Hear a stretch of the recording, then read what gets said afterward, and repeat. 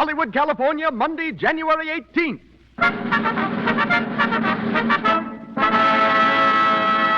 The Lux Radio Theater presents Edward G. Robinson in Criminal Code with Beverly Roberts, Paul Guilfoyle, and Noel Madison.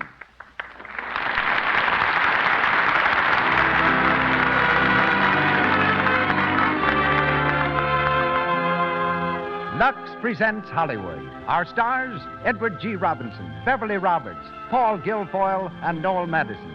Our guests, James B. Holohan, recent warden of San Quentin Prison, and Gladys Lloyd, former stage star and now Mrs. Edward G. Robinson.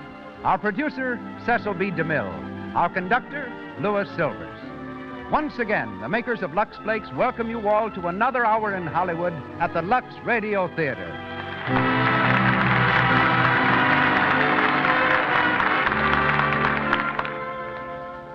Every woman should know what Lux Flakes can do for her hands. Think of the time your hands are in the dishpan every day. The wrong soap can do a lot of damage. It may contain harmful alkali that dries up the oils which protect your skin and keep it soft. Then your hands look red, rough, and old. Lux Flakes contain no harmful alkali. They are like a beauty care for your hands. Yet Lux for all your dishes costs less than 1 cent a day. Keep your hands lovely. Start using Lux for dishes tomorrow. And now, our producer. Ladies and gentlemen, Mr. Cecil B. DeMille.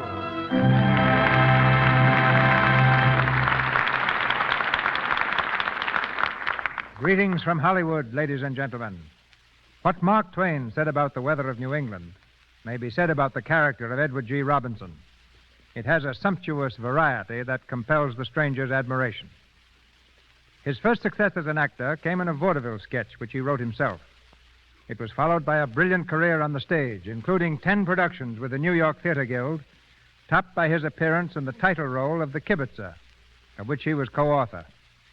After a friendship of several years, I've learned that Mr. Robinson speaks 7 languages, owns one of the finest private collections of modern art in this country, can put an egg in his mouth and turn a handspring without cracking the shell. Also, he is a heavy drinker of milk. Qualifies as an expert on diamonds, consults his wife regarding every part he's offered, and is a profound lover of good music. Mr. Robinson's next film is Kid Galahad. We hear him tonight as Martin Brady. The part of Robert Graham is taken by Paul Guilfoyle, heard recently from our stage in Men in White. Beverly Roberts, descendant of Edward Jenner, who discovered smallpox vaccine, dropped her ideas of doing medical research herself to join the civic repertoire of Eva Le Gallienne. Abroad and practically penniless, she sang songs in a Paris cafe for 5 francs and 2 meals daily. Later, she was singing in a New York nightclub when a scout from Warner Brothers heard her.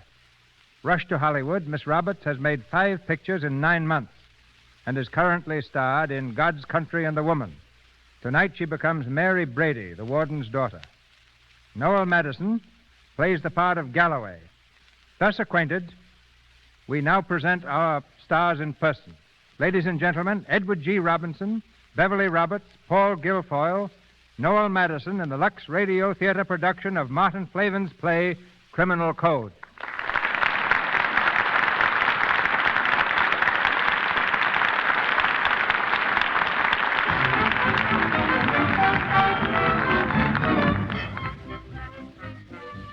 There's a Saturday night crowd in Spelman's Place, a cafe of doubtful reputation. Seeming curiously out of place in these surroundings is Bob Graham, a well-bred, good-looking young fellow of 22. He dances with a girl who looks up at him through half-closed eyes. Swell music, ain't it? Yeah, it's awful hot in here, though. Want to go outside for a walk? Who, me? No, I'm all right. Atta baby. You know, it was swell of you to bring me here. I mean, not knowing me, hardly and all. Oh, it was swell of you. I mean it. What's your name? Bob Graham. Hey, there's that fellow again. Who? The fellow's been staring at you all the time. Oh, don't pay no attention to him. Do you know him? Yes, in a way. His name's Parker. I don't like the way he's looking at you. It's insulting, like he owns you. Oh, forget it. Come on back to the table.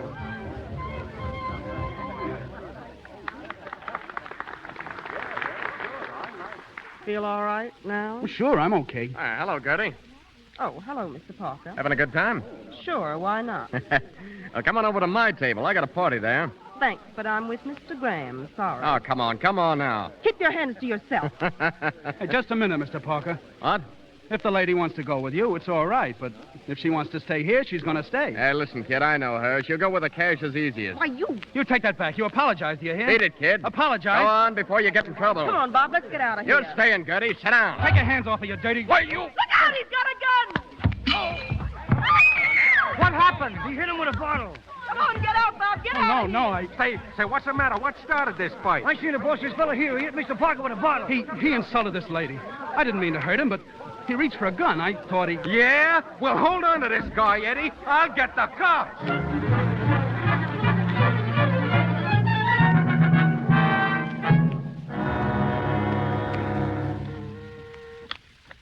Hello, District Attorney's office. Hello, Mr. Brady's wire is busy now. Hello, District Attorney's office. Mr. Brady is busy just now. Will you hold on? All right. What about it? Only happened Saturday night. Give me a chance. Yeah, I'll see the kids in a couple of minutes. You'll have a statement by noon. Reporters. How they love the smell of blood. You can't blame him, Mr. Brady. Parker's old man's a big shot in this town. Yes, I know. Any more witnesses, Lou? Let's see. The waiter, the girl, the manager. You've seen them all, Mr. Brady. Yeah, 7 eyewitnesses. And they all check on material points. Open and shut case, eh? Yeah, like a knife. If young Parker should die, we've got Parker a case... is dead. Dead? Yeah? What is it, Mr. Brady? Second-degree murder? Well, it might be at that. All right, in here, young fella. Here he is, Mr. Brady. Okay, Mike. Sit down, kid. I'd rather stand, sir. Yeah? Have a cigar? No, thank you. Cigarette? No, sir. Right, don't you smoke? Yes, sir, but I don't care to now. Oh, I see. Well, what's your name? Robert Graham. Yeah? Did they ever call you Bob? Yes, sir. Where do you live? 2912 32nd Avenue. Boarding house, huh? Yes, sir. Where do you come from? Hood Valley. Parents? My mother. Yeah. Well, what you been doing here? I was a clerk at Price and Hatton's, the brokers. How long? A month. I only been here that long. Ever been arrested before? Oh, no, sir. Yeah. Well, Bob, you're in a jam. Yes, sir. Young Parker died early this morning. What? Oh, my God. Would you like a drink, Bob? No, sir. Ah, good boy. Now, look here, Bob. You can make a statement to me if you want to. But anything you say may be used against you. I want you to understand that. Yes, sir. Now, it looks to me like the best thing for you to do is to come clean. Plead guilty and take a jolt. Yes, but your lawyer might advise you differently. Oh, have you got a lawyer? Well, the firm I work for sent their lawyer to see me this morning. What did he say? He told me not to talk. Yeah? Well, now, then, don't you say a word. Now, you haven't said anything yet that'll do you any harm. And I guess that's all. Tough luck, Bob. Now, that's the way things go. That's the way they break sometime. You have to take them the way they fall. Yes, sir. All right, Mike, take them out. Come on, kid. That stuff, Lou. Yeah. You know, that kid's got a nice personality. Yeah. A smart criminal lawyer like Kelly or Goldsmith could make it pretty tough for us. That's right, Mr. Brady. Hey, if that kid belonged to me, I'd make a plea of self-defense and fight it out. But Parker didn't have a gun. Yeah, but the kid thought he had. He thought he was fighting for his life. It's what you think that counts. That Parker guy wasn't worth a lead nickel, and that girl less. I'd get a disagreement at the worst, a year's delay, and a new trial. I'd get him off. He'd never serve a day. Yeah, I guess you could, Mr. Brady. A thing like this could happen to anyone. Me, you, anyone. Just a rotten break, that's all. What do you suppose he'll get? Oh, I can't tell. If that lawyer of his knows anything, he won't, though. Corporation man. Well, I'd advise him to plead the kid guilty to manslaughter and let it go at that. Manslaughter. 10 years, eh? Yeah, maximum. That's tough on the kid. He'll go to pieces in the jug, wreck his whole life. Now, it's the old Mosaic law. An eye for an eye. The basis and foundation of our criminal code. There's a man lying dead. His skull smashed in with a bottle. And somebody's got to pay. Well, that somebody happens to be Bob Graham.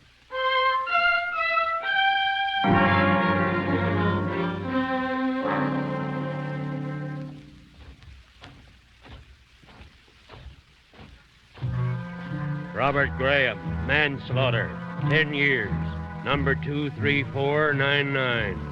Have him photographed and fingerprinted. Here 82, cell 6.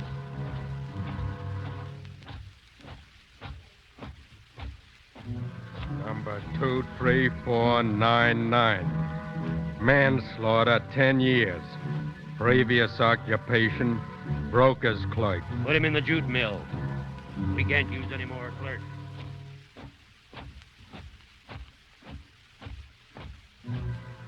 Two, 3, 4, 9, 9. Served 6 out of 10. Needs medical attention. Send him over to the lab. Have Dr. Reinwolf give him an examination.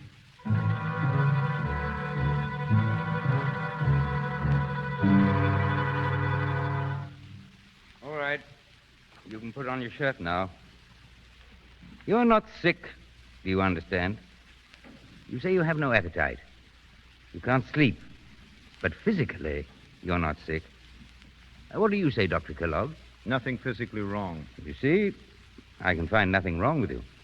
My assistant can find nothing wrong with you. You're neurotic. Outside, I should prescribe a change, the mountains of the sea. It's not medicine you need, you understand. Look at me. Look at me, I say. How long have you been here? 6 years. Ah. You can go. Jute mill. 6 years. You can see it in his eyes. Environmental. Mechanistic occupation. Neurotic. Heaven knows what else. No, but you can't find them with a stethoscope, eh, Doctor? As you say, Dr. Reinwolf. It's a pity. Yes, a pity. There's something there worth saving, and it's almost gone. This is the medical lab, Mart. Hello, Dr. Reinwolf. Want you to meet the new warden, Mart Brady. How are you, Doctor? How do you do? You remember Brady, Doc. Used to be district attorney. Ought to be governor of the state by rights, Well, you're a little early, Mac. I'm showing Mr. Brady around the prison, Doc. Thought we'd drop in and say hello. Of course. Regular hospital here, Mart. Drugstore, x-rays, operating rooms, everything. You ought to see it. Better get going now, though. We got to see the jute mill before the whistle blows. So long, Doc. See you later. Well, I'm glad to have met you, Doctor. Thank you. I'd like to see all around your plant sometime. I'll be very glad to show you, Well, that's Warden. fine. If there's anything I can ever do to help you, just let me know. Thank you. I will.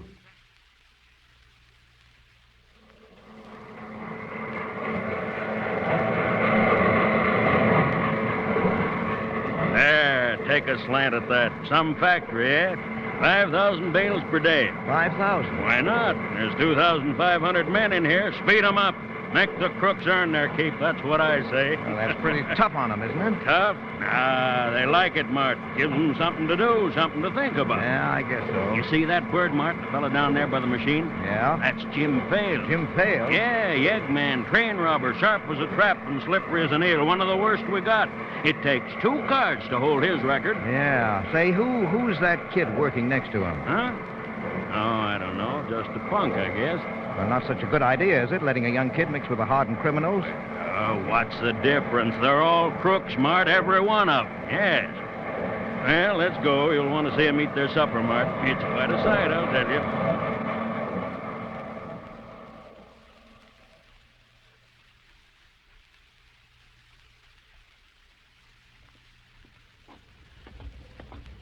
And right after supper, we stick them in the cells. This is the new cell block right here, Mart.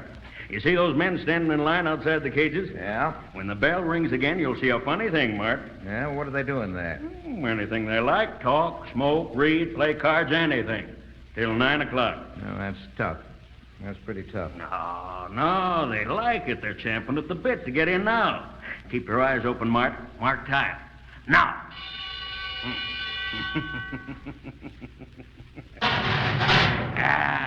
That's system, Mart. System, you see? One lever locks the door of every cell. Yeah? Hey, tell me, are those floodlights on all night? Huh? Why, sure. Light is the enemy of crooks, you know. Well, how do the men sleep in that light? Why, they get used to it. Come on, Mart. I want to see your daughter and your sister. Then I've got to beat it back to town. You see, Mart, this floppy tail's going to swing around the Ah, gee. If they'd only put out those lights and let a guy sleep. You asleep, Bob? Bob. No. Need something to read? I got a paper here. I don't want to read. You used to be reading all the time. Want to play a game of pinochle or dominoes? No. I can't. I can't go on with it. I can't. I won't. Let me out. Let me out. Let me out. Shut up. No. Shut that up. Quiet, Bob. Quiet. Steady now. Steady, I say. They'll jerk you out of here and throw you in the cooler just that quick. You've got to pull yourself together, Bob. I can't. I wish I was dead. I wish I was in hell. You've got your wish, son. It's tough, kid. I'll tell you something, Bob. I didn't mean to tell you this at all. But I can't stand by and see you go to smash. Bob, I'm going to make a break for it. You are? Why not? It's the only chance I've got. Oh, take me with you, Jim. You think it over, kid. It's always a long shot. 9 out of every 10 come back. I don't care, Jim. Oh, if I could only get one breath of air outside. One good square meal. If I could only see a woman's face again. I know, but think it over, Bob, and take your time. But when and how? Well, there's 4 in on it now. Myself, Dutch Trask, Pete Grimes, and Runch. Runch? Well, I'm not very keen on him myself. I heard he's a stool. But he's a pal of Grimes, and Grimes has framed the trick. You'll take me with you. You will, won't you, Jimmy? Think it over, kid. Think it over.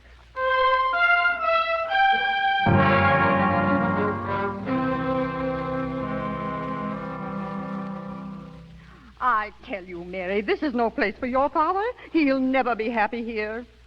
A man who should be sitting in the governor's mansion. Oh, stop it, Aunt Jenny. This is Dad's job now, and he's got to do it. But living here, inside the prison, I'll never get used to it.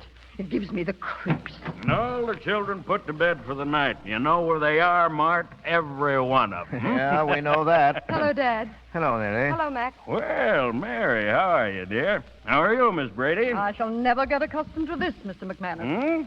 No, don't say that, Miss Brady. Oh, it's horrible. Horrible. Oh, Dad, before I forget, Dr. Reinwolf called. Yes? It's about some prisoner. He'd like you to see him personally.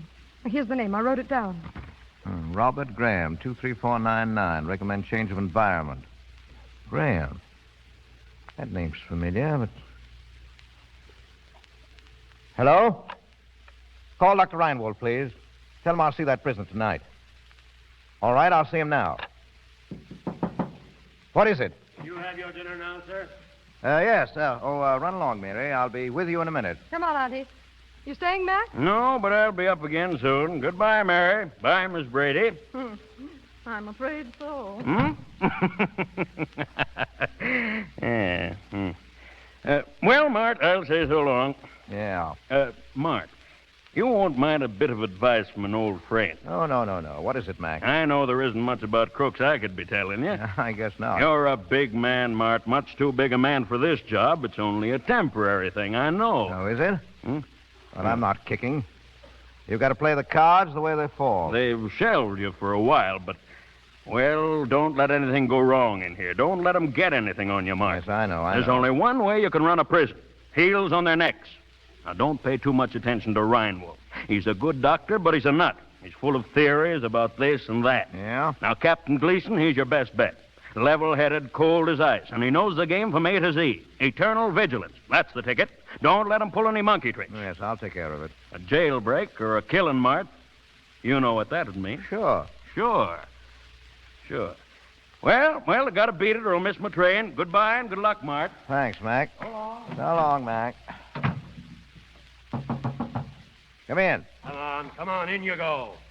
Evening, Warden. Evening, Captain. Here's number 23499, Warden.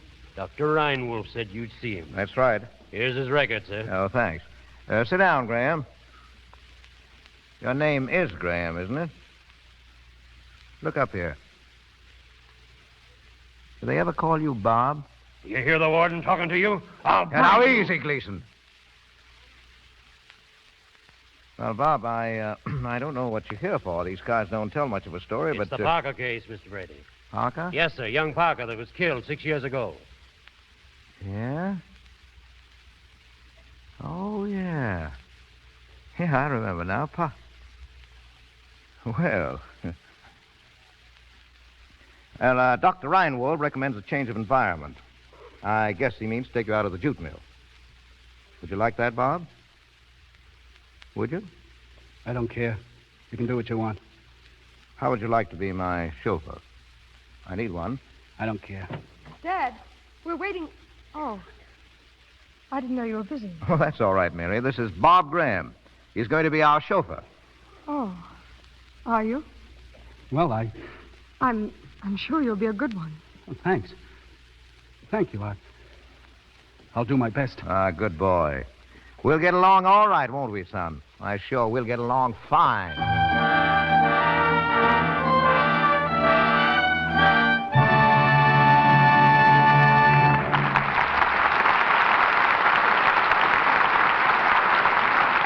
We will continue with Edward G. Robinson in Criminal Code shortly from the Lux Radio Theater. But for the moment, let us imagine we're in a typical American home in which we meet two members of our unseen radio audience. In the living room, in front of an open fire, the Murrays are listening to our performance of the Criminal Code. Powerful play, isn't it, George? I certainly enjoy the Lux Radio Theater. Yes, so do I. And we're in the front row pretty regularly. That's right. You know, George, I've been enjoying the shows more lately.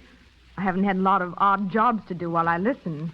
Yes, my dear, you do seem to have more time to take it easy now. Well, one thing, that mending basket isn't nearly so full these days. Matter of fact, I can thank Lux for that, too. Mm-hmm. Why, since I began washing socks and stockings in Lux Flakes, I haven't had to do anywhere near so much darning. Your socks wear much longer, and I haven't had a stocking run in ages. Lux Flakes do cut down on tiresome darning. You don't have to mend nearly so many stocking runs or holes in the menfolk's socks either. That's because Lux saves the elasticity of the threads. Instead of breaking so easily under strains, the threads can give. They can stretch, then spring right back into shape. Naturally, you don't get nearly so many runs or holes. So, to keep your stockings and your husband's socks in good condition longer, always use Lux Flakes. Once again, Mr. DeMille. We continue with Criminal Code, starring Edward G. Robinson with Beverly Roberts, Paul Guilfoyle, and Noel Madison.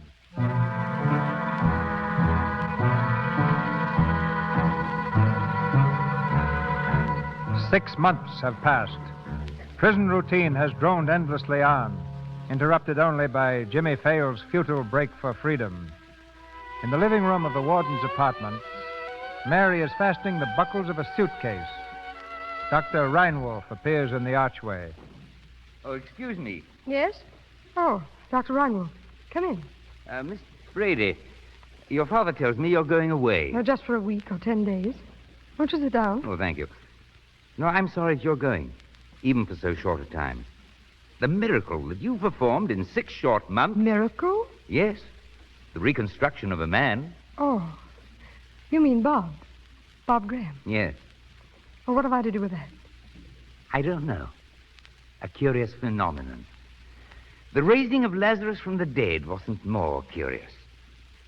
The prison takes 6 years to break a man, and something mends him in 6 months. And is he mended, do you think? Oh, can't you see that in his eyes?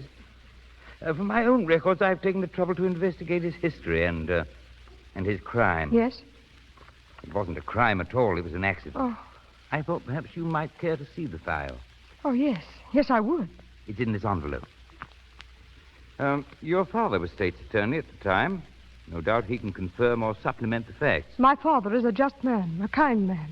The kindest man I've ever known. If you mean... Oh, nothing. You quite misunderstand me. The integrity of our criminal code wasn't violated in this case. I see. Oh, excuse me. I came to get your grip, Miss Brady. Oh, yes, Bob. Here it is. I'll take it out to the car. Thank you.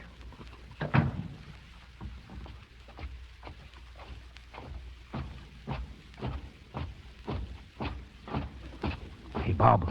Bob. Hello, Galloway. How they coming, kid? All right. Pretty soft now, eh? Working for the warden. Well, it's better. Yeah. They got me running errands for Gleason. The rat. Come here. Know what they did with Fales and Trask and Grimes for trying that break? No. Solitary for 8 months. That's what they got. 8 months? Somebody's got to pay for that. Somebody'll get that rotten squealer. Runch? Who else? There aren't walls thick enough nor guards enough to save his life. Oh, but he didn't know what he was saying, Galloway. They made him tell. I know what they did. But that don't let him out. Runch squealed. Turned up his pals. He's got to pay for that. But how? How should I know? But he's working up in the warden's office these days. So watch your step unless you want to get into a jam. I don't. But what? How? Keep clear of him, that's all. The guard's watching us. So long, Bob. So long, Galloway.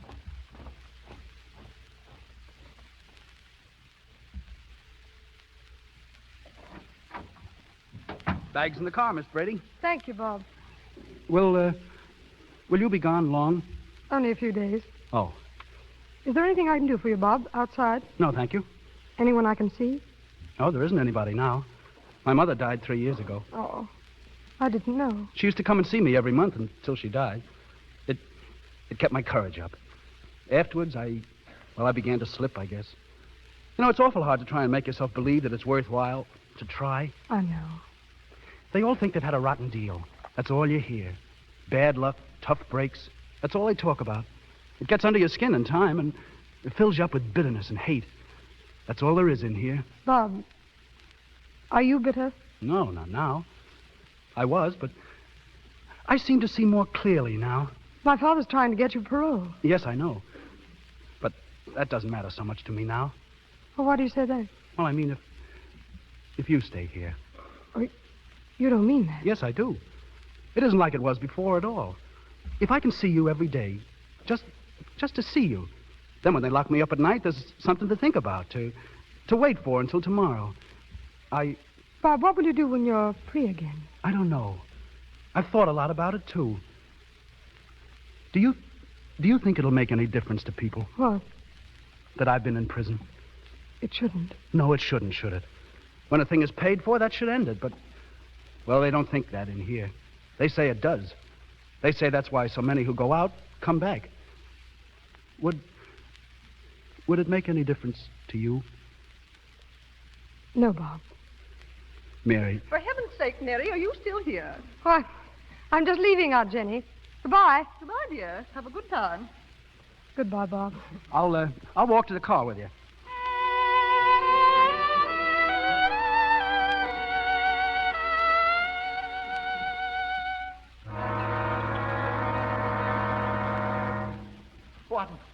Warden. Well, Runch, what is it? Warden, I gotta speak to you. I gotta. Hey, what are you trembling about? I don't know. Oh, come on.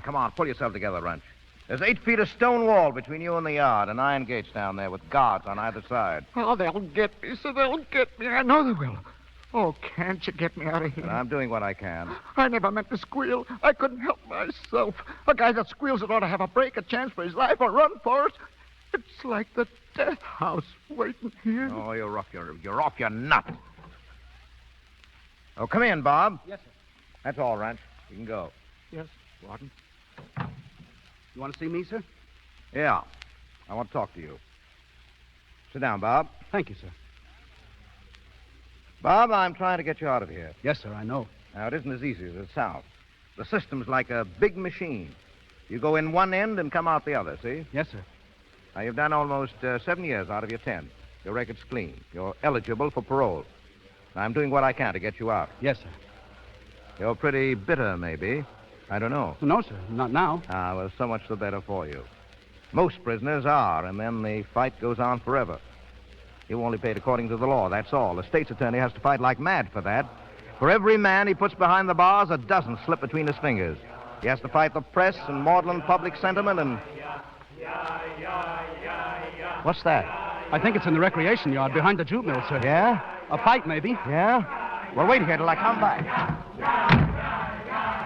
Bob, what's that noise? What is it, Bob? I don't know, Runch. A fight, maybe. It ain't a fight. It's something else, Bob. Oh, listen. I've never done any dirt. To you? You ain't got anything against me, have you, Bob? No. Then give me a tip-off, kid. Have they got me framed? Are they going to get me, huh? I don't know. Oh, you do? You're down in the yard. You know what's going on. You're holding out on me. Oh, have a heart, kid. Have a heart. Give me a chance, a break. Bob! Galloway, what are you doing here? Get out quick. No. Don't go, Bob. Don't leave me. He's come to get me. Get out, Bob. Look, he's got a knife. He's got a knife. Oh, Galloway, you can't. Shut up and get out of here. Don't take me. Let me go. You're going to get what's coming to you, you lying sneaking... Galloway, stop it.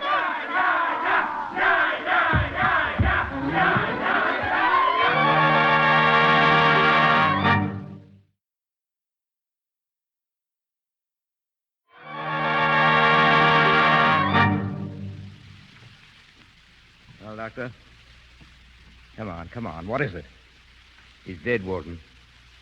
Dead? Stabbed in the back. All right, Doc.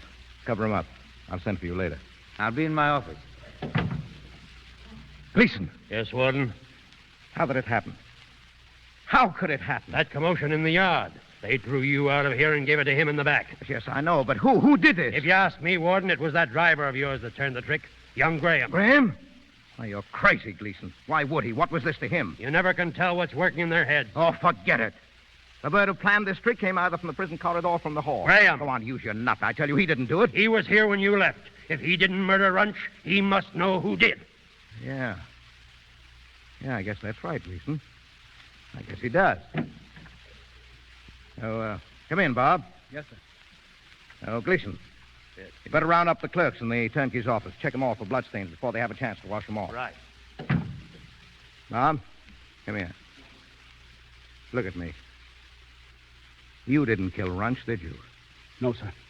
Yeah, I didn't think you did. It was a skillful, crafty trick. They cleared the way to both those doors. They knew the racket in the yard would draw the saphead guard off the inner gate. They thought of everything except that you were in this room just before it happened. Now, who killed him, Bob? Who killed him? I don't know. Yeah? I'm afraid you can't get away with that, my boy. I go out of this room and leave you here, and Runch is alive. When I come back, you're outside in the hall, white as chalk, and Runch is dead or dying. Now, you knew that, didn't you? Yes. Yes. And yet you say you don't know who did it. Now, you're lying, Bob. Lying to shield a murderer. A man who crept in here with a knife and struck that poor defenseless creature down. Is that worthwhile? A man is dead, Bob. The law says someone has to pay for that. I didn't kill him. Yes, I know that, Bob. I didn't even know. I wasn't even in on it. I'll swear to that. Yeah, sure, Bob. I understand that. But there'll be an inquest. An inquest? Yeah, that's right. The long arm of the law will reach right through these gates. The same law that's outside. You didn't think of that? No, sir. Now, what'll you say to the coroner's jury then? Nothing. Oh, you can't get away with that. They'll yank you out of here and put you in the county jail. You might get 10 or 20 years for that. No. Oh, now, sit down, my boy. Sit down. Now, I've got to tell you this. You've got to know. A free man has 9 chances out of 10 to cheat the law. But a prisoner hasn't 1 chance in 100. Opinion is against him from the start. They could indict you for this, Bob. Men have been hung on slimmer evidence. No. Yeah, that's right. Now, listen to this, Bob. Except that a prisoner serving a sentence for homicide who shall be convicted of murder shall be hanged. Now, that's our criminal code, Bob. I know, it's tough. It's tough, but you see the way things lie. So you better tell me, Bob. I can't do that. I can't. There's a law inside here, too. A man can do anything but squeal. He can't do that. I'll have to take my chance, I guess. Chance? You haven't got a chance. You're in the net. You're caught. You may get 10 or 20 years. But it isn't right. It isn't and fair. I can't keep you here with me. They'd never stand for that. You'd go back to the jute mill. No, I can't. I won't. You see, you're up against it, boy. You've got to tell me. Now, who killed that man? Who killed him, Bob? Come on, come clean now. Speak up. Who killed him? Who? I don't know. Bob, listen to me. Do you believe that I'm your friend, that I want to help you? I don't know. Well, I am. Things have been tough for you, I know. It was a rotten piece of luck that sent you here. You've had another one now. But it's just the way things break sometimes. You, me, or anyone. You have to play the cards the way they fall. Now, who killed that man? You won't come through, huh? I can't.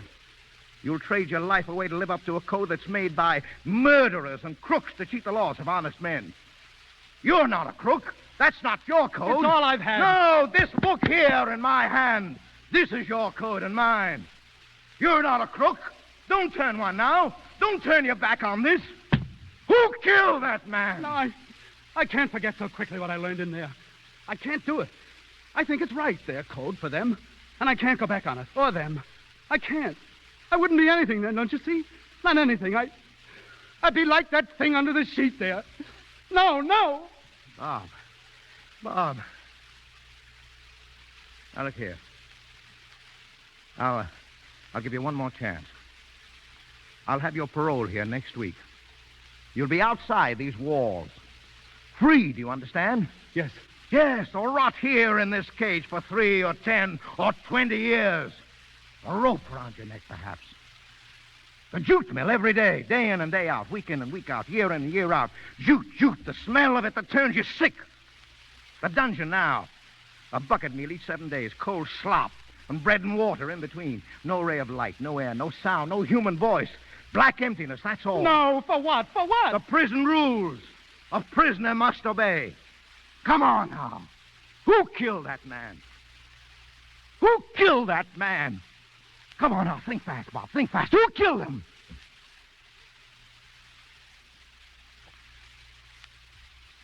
Oh, take him away, Gleason.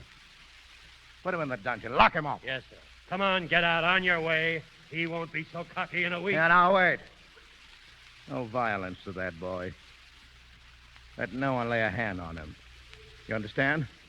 Yes, sir. I'm doing this for him. For him. I've got to save him, do you see? To save him from himself. He's got to tell. He must. He must.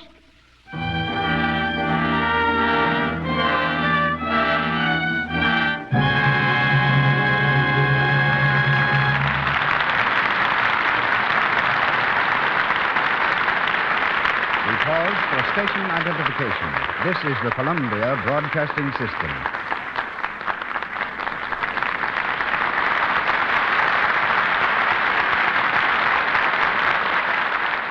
This is KNX Los Angeles, the voice of Hollywood. We return shortly to our play, Criminal Code, starring Edward G. Robinson as Warden Brady. We hear next from a man who last April terminated nearly 9 years of office as warden of the largest penitentiary in the United States, San Quentin. One-time United States Marshal and County Sheriff, he is now State Senator James B. Holohan. The Lux Radio Theater takes you to the capital of California, Sacramento. There, under the high vaulted dome of the Capitol building, where the State Senate has just elected him chairman of its Committee on Prisons and Reformatories, the former warden interrupts affairs of state to speak to us. Ladies and gentlemen, we switch you from Hollywood to Sacramento in presenting the recent head of San Quentin Prison, Senator James B. Holohan. Thank you, Mr. DeMille, and my congratulations on your splendid production of Criminal Code. It was just 2 years ago last Saturday that the most exciting experience I had at San Quentin occurred. I was seated with 3 members of the State Parole Board in my home when the door suddenly opened and we found ourselves facing 4 of our most desperate convicts, each armed with a .45 automatic. They were Rudolph Straight, Fred Landers, Alec McKay, and Joe Christie. I dashed to the telephone to sound the alarm, but as I did, Straight rushed up from behind and pounded me unconscious with the butt of his gun. Then they forced one of the others to order a prison car. Just then, my wife entered the room and was promptly made a prisoner as she vainly strived to persuade the convicts to abandon their mad scheme. The car arrived, taking the 3 members of the parole board and the driver as hostages. They made a wild dash through the prison gates. Police bullets stopped the car 50 miles north of San Francisco. Rudolph Straight was slain, and the other 3 brought back and tried. McKay and Christie were executed, and Fred Landers is still in San Quentin, sentenced for life. They had secured their guns from an outside Confederate who had hidden them under the hood of an automobile belonging to a state employee. The 4 convicts gained access to the prison garage, so it was easy for them to pick up the automatics brought to their hands by a perfectly innocent man. By far the majority of convicts realize their mistakes and try to serve their time in peace and obedience. I am a firm believer in strict discipline, but I found that prisoners, like all human beings, respond best to encouragement when deserved. A pat on the back, so to speak, can be just as effective as the most severe punishment in Siberia, our word for solitary confinement. At times, their make-ups are strange. Two men about to die for murder once gave their money, in each case amounting to about $800, to charity. One to the Society for the Prevention of Cruelty to Animals, the other to children of another convict. It is impossible for prison authorities alone to rehabilitate men whom society has failed to save in the first place. Society always hesitates to help those who wear the prison brand.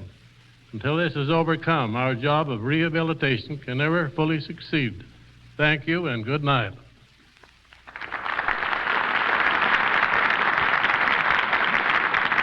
Thank you, Senator Holohan. Back to Hollywood and Criminal Code, starring Edward G. Robinson with Beverly Roberts, Paul Guilfoyle, and Noel Madison.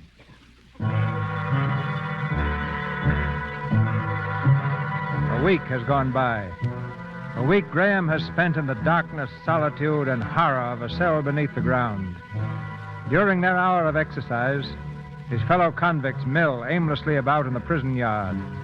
Then Galloway, lurking in the shadow of a wall, hails a white-faced prisoner. Jerry. Over here. Oh, Galloway. You're late. Yeah, I know. I couldn't help it. The warden's daughter just got back. I had to carry her grip from the car. Hey, I only got a minute, Galloway. That's time enough. Now listen to me. When you go back to the garage, go past the cookhouse, see? You'll meet Joe McNamee. You stop and speak to him, understand? Yeah. And slip him this. A knife. Take it. A shoemaker's knife. Hey, how did you get it? Never mind. It's for Bob Graham. For him? Hey, how could they get a knife down there? I've heard of putting things in bucket fees, slipping them right through 6-foot walls. Oh, yeah, but it's an awful chance, Galloway. Well, what of it? Have you ever been down there where he is? No. Well, I have. I know what it's like. Gleason's been going down there 20 times a day, beating him up, trying to pry it out of him. Yeah, but a knife, what good's a knife to him? Not much, maybe, but it's an out. A two-way out. To end the torture or... Yeah. And the kid's been game. Dead game. We owe him something. Oh, yeah. Sometimes I feel like... Like what? Nothing. Go on, the guard's looking at us.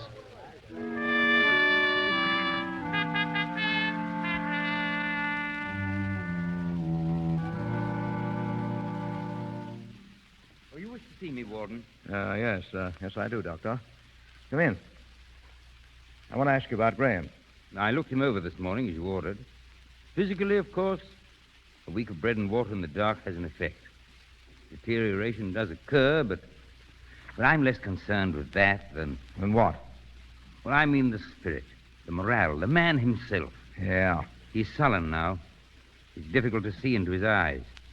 And when one does, one sees they're filled with bitterness and hate. Oh. There's no trace of what I found in them before. That spark worth saving. It's a pity. Yeah. Father. Oh, Mary. Well, how are you, sweetheart? You can go now, Doctor. Good. I'll see him again tonight. Sure. Well, it's like a breath of heaven to have you back here, Mary. Oh, what's wrong, old girl? You look as solemn as an owl. What have you done with Robert Graham, Father? Who told you about him? Aunt Jenny told me everything. What have you done with him? Oh, now, don't you worry about things you don't know anything about. He's all right. Everything's all right. Or will be. I want to know, Father. Where is he? In the dungeon. For what? Technically, for an infringement of the prison rules. Practically, to save his life, perhaps. Oh, what good is it to save his life if you destroy him while you're doing it? Yeah, that's right, Mary. I thought of that myself. What can I do?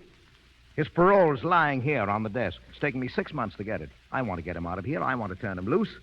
Well, then I can't. He's tied my hands. I can't. You can. You must. Yeah? What would you do? I'd set him free tonight. Oh, you're just a kid. You don't know anything about these Oh, but things. I do. I'd set him free, and then I'd fight for him. He's done nothing wrong. He's only doing what he thinks is right. It's what you think that counts. That's right. A man like you could find a way to save him. Delays and disagreements and whatnot. You'd get him off, Father. You know you would. Yes, and what would they do to me for that? Well, what does that matter if it's right? Right. You talk as if I'd done a crime myself. I've only done my duty all my life. My duty by the public and the law. I'm not a god. I've done the best I could for him. I'm through. I'm done. The law must take its course. Oh, no. No, you can't do that. You can't. What's gotten into you? What do you mean? Look here, what's back of all this? Come on now, sweetheart. Let's get right down to cases on this thing. What's up? I love him, Father. What? Is that on the level, Mary? Yes. Why didn't you tell me that at first? I wanted you to do it because it was right, not just for me. I see. Well, how long has this been going on? It hasn't gone on at all. He's never said a thing to me. But I've read it in his eyes. That's why I went away, to see, to find out just how much I cared. And whether it would make a difference to me that he'd been in prison. Well? Oh, no, it doesn't. I'm sorry if it hurt you, Father. Oh, no. You can't help that, Mary. Love? Well, you have to take it when and where it comes. You're not a child. What will you do? There's just one answer left to that, Mary. I'd turn the demons out of hell for you. Father. Now, don't you worry, sweetheart. We'll see him through somehow, some way. Hello? Warden talking. Find Captain Gleason and tell him to send number 23499 up to my office. Yeah, that's right, 23499. Thank you, Father.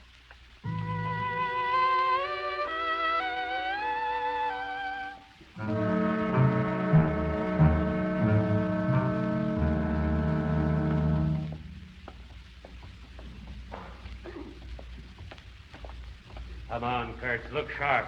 I don't want to spend the night in here. Yes, sir. Yes, sir, Captain. You got a pocket flash? Yes, sir. Now then, make a light. Black as pitch. There's his cell. Open up. Yes, sir. Come out here, you. Come out, you hear what I say? Get him out of there. He's laying down there in the corner. I think he's sick, Captain. Sick? He was all right an hour ago. Maybe, but now I think he's sick. Unconscious. You're nuts. Why should he be? Well, you know, you smashed him pretty hard today, Captain. I only hit him once, and with my fist. Go up and get Dr. Reinwald. I'll need the flashlight, Captain. All right, but hurry. Yes, sir. I don't want to be stuck here in the dark all night. Right back, Captain. You can't do anything with these mollycoddle ways. The crooks are... Hey, what's that? Who's there? Who's there?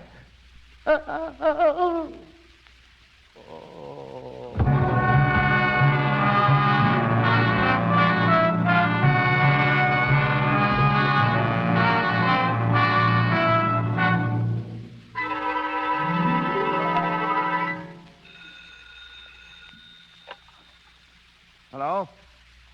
Yes, I did. Send him up. It's Bob. He's on his way up. Father. Now, listen, honey, he'll be changed, see? A week in the dungeon will change anyone. Now, don't pay any attention to how he looks, do you hear? Oh, I won't. Is the car ready? It's waiting downstairs now. He'll be out of here in 5 minutes for good. Oh, thank God. Bob. Oh, come in, boy. Bob, Come in. What have they done to Here you? now, Mary. Oh, sit here, Bob, here. Yeah, thanks. Now, Bob, I'm sorry for what's happened. I've done the best I could for you. For everyone. Your parole has come. I'm going to send you out tonight. What? That's right, Bob. I've got it here, you see? Only came this morning. Oh, and here's a pass to take you through the gate. No. Sure, we'll beat them, Bob. I don't know how, but we'll beat them some way. No. It's too late. Too late? What do you mean? How do you say that? Gleason. I just killed him. Oh, What? God. Hey, what you saying, boy? You couldn't. I killed him. I didn't know, you see. I thought he'd only come to torture me again. I couldn't stand it anymore. I didn't have the strength. He's come so many times to threaten me, beat me. I couldn't stand it anymore. I couldn't. Oh, God. I killed him. I'm not sorry. No one has any right to make another being suffer as I did in there. Father. Oh, I can't beat this, Mary. I can't. They know it now. They're looking for him in the yard. No, there must be No, some way, nothing, some way. Mary, nothing. Well, it's just the way the things break sometimes, the way they break.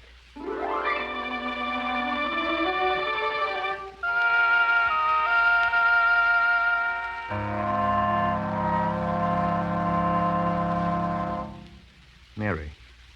Mary, look at me. I did my best. I did everything that I could. You sent him down there, down to that dungeon. Anyone would go mad in that place. He didn't know what he was doing. But I had to do it. Don't you see that, honey? If I hadn't... If you hadn't sent him, he'd be free now. Free. No, Mary, don't. Please, you don't understand. Mary, look at me. Hello? Yes, Doctor. Yes? He will. Are you sure? Yes, I see. Yeah, well, keep me informed. Thanks. Gleason is going to live. Live? He didn't know it was Doc. The doctor told me an hour ago Gleason had a good chance. I didn't want to tell you, raise your hopes. But it's certain now. Well, what does that mean? Well, he's not a murderer, that's all. He'll have to stand trial again. Another 5 years at it, maybe 10. 10 years? Well, it's better than life or hanging. Warden. How did you get up here? I got to see you, Warden, right away. Alone? Alone. Yeah, wait inside, Mary. What's your name? Galloway. Well? It's about Graham. You got to let him go, Warden. You got to let him out of that dungeon before something happens. Before something Well, go on. He didn't kill Runch. He never touched him. I swear he didn't. Now, you were in here when Runch was killed. I did it. You? Yes, me. I'm telling you now, so you lay off the kid. Let him alone. Get him up out of there before he knifes somebody. What? Well, you're too late, Galloway. You're an hour too late. He knifed Gleason down there an hour ago. Is Gleason dead? No. Now, that won't help Graham much. But that boy was leaving here tonight. I have his parole on my desk. He was walking out of here a free man. And now he stays 10 years. He'll never live it out. 10 years because you waited till it was too late. But he didn't kill Runch. I told you. He's young, got his whole life before him. A chance for a home and kids. And what happens? He goes crazy mad in the dungeon and knifes a guard. He didn't know what he was doing, but he pays for it just the same. Listen to me. He didn't kill Runch. And he didn't knife Gleason either, see? Because I did it. What? I did it. Yeah?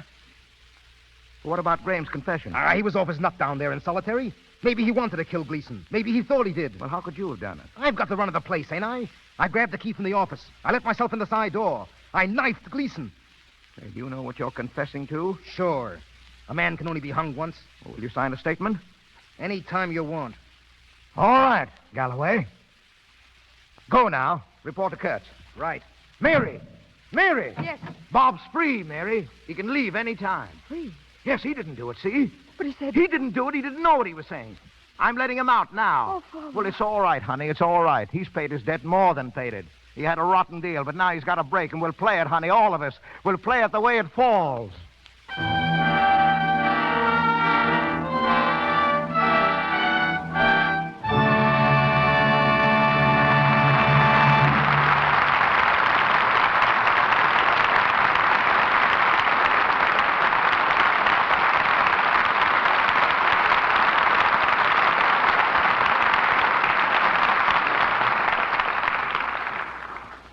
As John Hayward said some 400 years ago, of a good beginning cometh a good end. When tonight's star, who will be back with us a little later, was appearing on the stage in The Racket, his leading lady was Gladys Lloyd. She still is. Only now her name is Mrs. Edward G. Robinson. A gracious hostess, a devoted mother, and one much interested in the cultural activities of the film capital. She's just returned from Europe with her husband. And as one who's been their guest several times, I'm delighted to reverse our positions and present Mrs. Edward G. Robinson.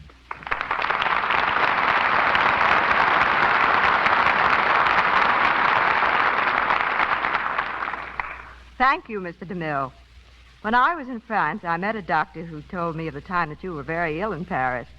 He said that in your delirium you kept repeating, "Take me to paradise. I want to go to paradise." When I laughed, he looked at me in amazement. And then, of course, I had to tell him that what you were longing for wasn't the happy hunting grounds at all, but your ranch, paradise. One must really visit Europe to appreciate Hollywood.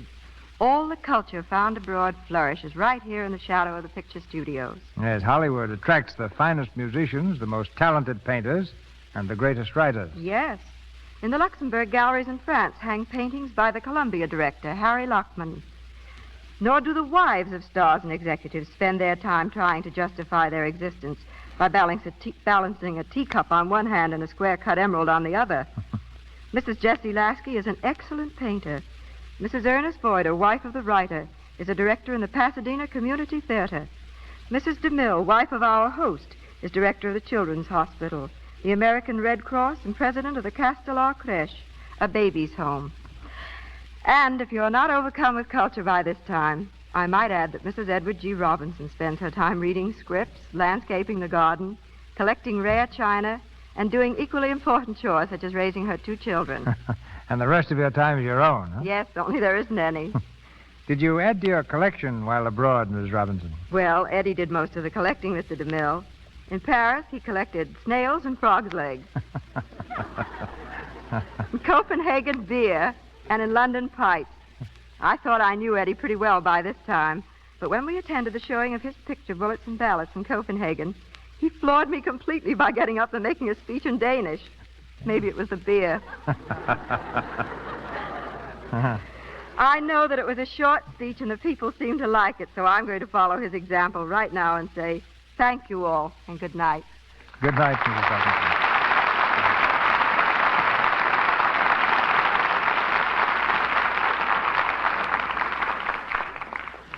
And now, a word from the other half of the Robinson household.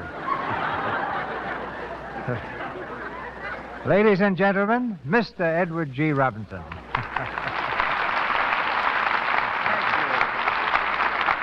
Thank you very much. I better not make too good a speech, or I might put my wife in the shade. That wouldn't exactly be discreet now, would it? Well, as one husband to another, no. Well, now, look here. Maybe if I made a speech in Danish. No, that's out, too. I'll take the blame by asking you a couple of questions. You're getting away from gangster roles, Eddie. Do you like it? Oh, fine. Say, I was glad to go to England to make thunder in the city. In that, I play the part of an exploitation man in the story of American ballyhoo versus British conservatism. Mm-hmm. I've been a gangster so many times that I've seen people eye me suspiciously on the street and cross quickly to the other side. One time, I tried to rent a house right here in Hollywood.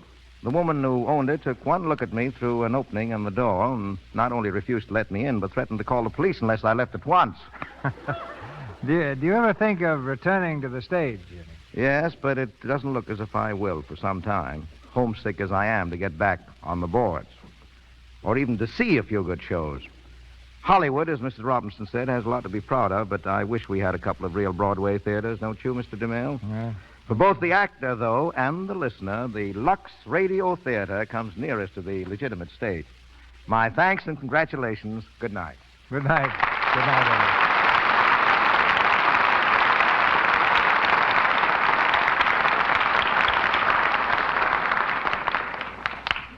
Thank you, Mr. Robinson. Ladies and gentlemen, this is your announcer, Melville Ruick. Mr. DeMille tells us of next week's program shortly. Our cast tonight included Walter Kingsford as Dr. Reinwolf, Lou Merrill as McManus, Earl Ross as Gleason, William Williams as Kellogg, Richard Abbott as Kurtz, Ernie Adams as Runch, Justina Wayne as Miss Brady, Joe Franz as Jim Fales, Hilda Haywood as Gertrude, Margaret Brayton as the operator, Ross Forrester as Jerry, David Kerman as the waiter, and Frank Nelson as Mike. Mr. Robinson and Miss Roberts appeared through courtesy of Warner Brothers, Mr. Guilfoyle, RKO, Mr. DeMille, Paramount, and Mr. Silvers, 20th Century Fox, where he was in charge of music for the new Shirley Temple film, Stowaway. Once again, Mr. DeMille. If the letters you write us are any indication, no star has appeared in the Lux Radio Theater enjoys greater popularity than Jeanette MacDonald. Her glorious voice comes to us again next Monday night in Tonight or Never, a play with music that ran on Broadway for more than 250 performances and was a tremendous success on the screen.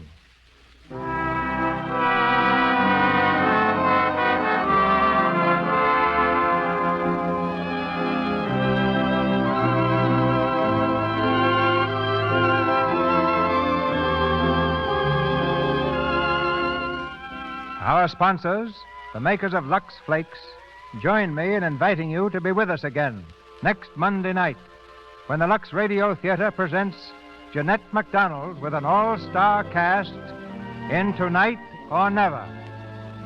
This is Cecil B. DeMille saying good night to you from Hollywood.